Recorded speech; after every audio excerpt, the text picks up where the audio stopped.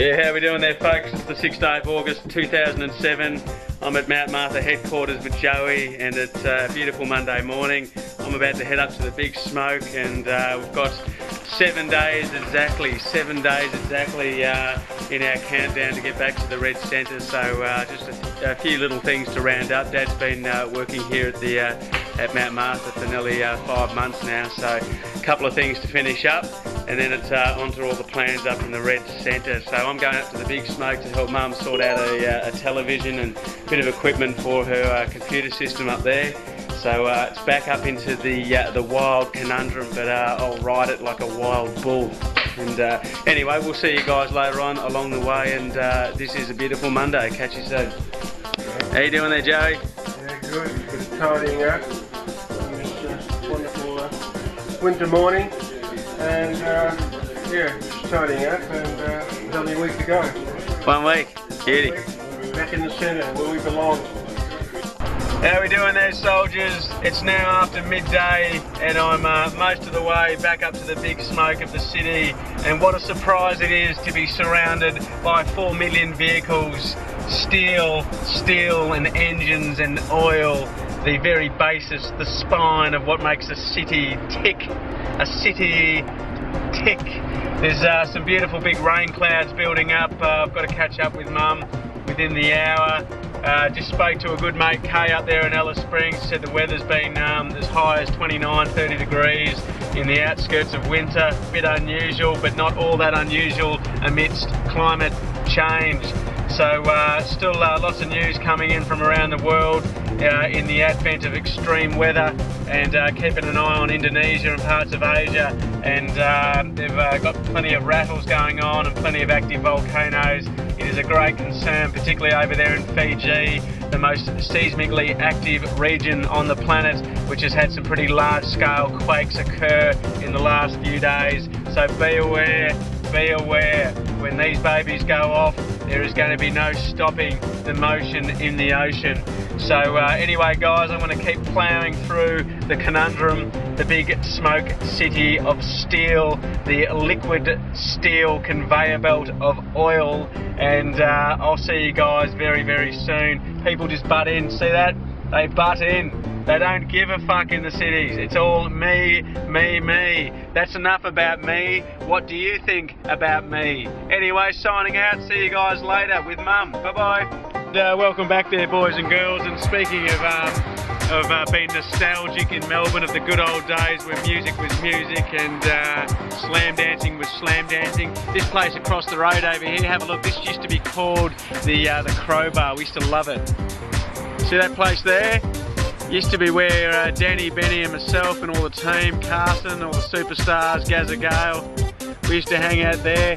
Used to be called the Screwdriver, the band who used to play up the top there, and the place was called Crowbar, and it used to be an awesome time in the early to mid 90s, where there was a lot of the advent of the awesome grunge era of Nirvana and Pearl Jam and Stone Temple Pilots and all the rest of it, and that was an awesome time. And we used to also go down to a place down the road over there called the Sugar Shack, and that wasn't a bad place either.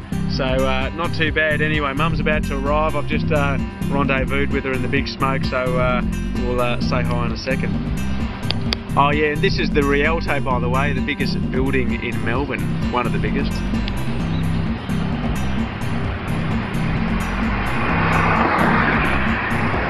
Hey Mum. How you doing? Mum's here. Synchronicity was just amazing. Actually, I haven't taken mine today. I'm on a massive 2-month dose today. Boys and girls, and welcome to the. I guess we'd be in the stomach of a stuffed palace.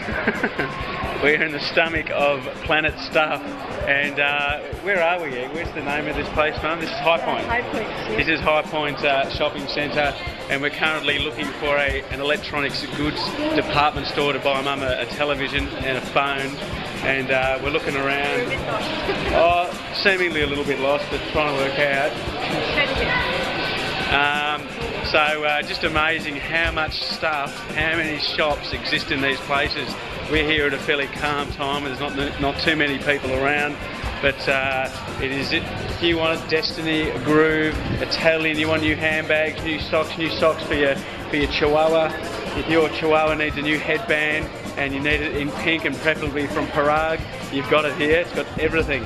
If your pet snail needs a pair of roller skates and a new frisbee and a skipping rope, you can get it here. It's all good. So anyhow, we're going to find this place and we'll see you soon.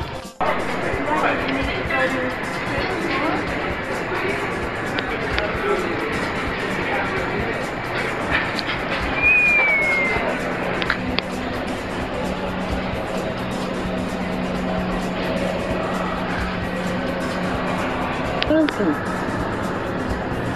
Please touch a category above. Is there a button for how to get the fuck out of here?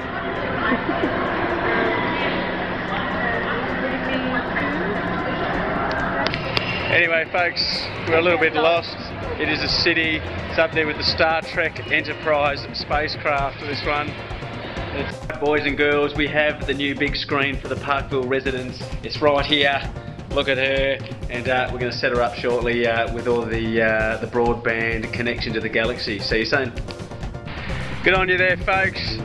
It really does amaze me every time I come up here to the big smoke of Melbourne, and it's been more so over recent years. Just the impact of city living and what it does to the mind space, what it does to the body, what it does to the spirit. And so many people all the way around the world find themselves in these very highly congested cities in which they have to adapt and make do to literally live. And it's to you guys we really reach out to make sure you try and find peace amongst it. One of the biggest things I've learned in being here, if you can do it, if you live in a city, do everything you can to avoid using vehicles to transport yourself around that city. If you have a public transport system and you've got a bicycle, a skateboard, roller skates, whatever it takes, don't poison your city with the carbon dioxide that's emitted from your vehicle. It has dangerous impacts on the quality of air and ultimately ends up in your lungs and into the lungs of your offspring, your children. And no one needs to realise how much asthma and respiratory disorders exist today as a result of living around these toxic environments. Another thing is try and find some space. Not too many cities today appreciate the importance of these parks, these trees around me right now. Every single tree around me here provides enough oxygen for 4 people for an entire year. It is absolutely essential in our cities to firstly eliminate the vehicle, the single person driver in vehicles, and also to increase the amount of nature around so that we can start pulling this CO2 out of the atmosphere and coincidentally save the city and also save the people in it. I myself, if I don't have this place around me, this park, these trees, this bit of nature and a bit of fresh air, I would go insane in a city environment. It is simply not natural. We are natural. We are a natural human species. We rely on good air, good water, and good human connection. Yeah, good on you there, folks. Mum's about to go and do a tutoring. She's about to head off and do tutoring. How many years have you been tutoring for now, Mum? 30 probably. 30 years. 30 years and still patient. Okay, Mum, I've been testing my patience up here in the city. What do you recommend to other human beings around the world as to how they can maintain their patience and their peace of mind amongst all the conundrums of these cities? Learn some Buddhist mantras. Fills in the time. Even Om Mani Padme Hum is the most common one. That'll get you through traffic jams. Get going on that. Bit of Buddha for you. Buddha's not a silly man. Ever seen an unhappy Buddha? I've never seen an unhappy Buddha. He's always laughing at the world. Laughter is the key. Laughter is the key. He or she who laughs lasts.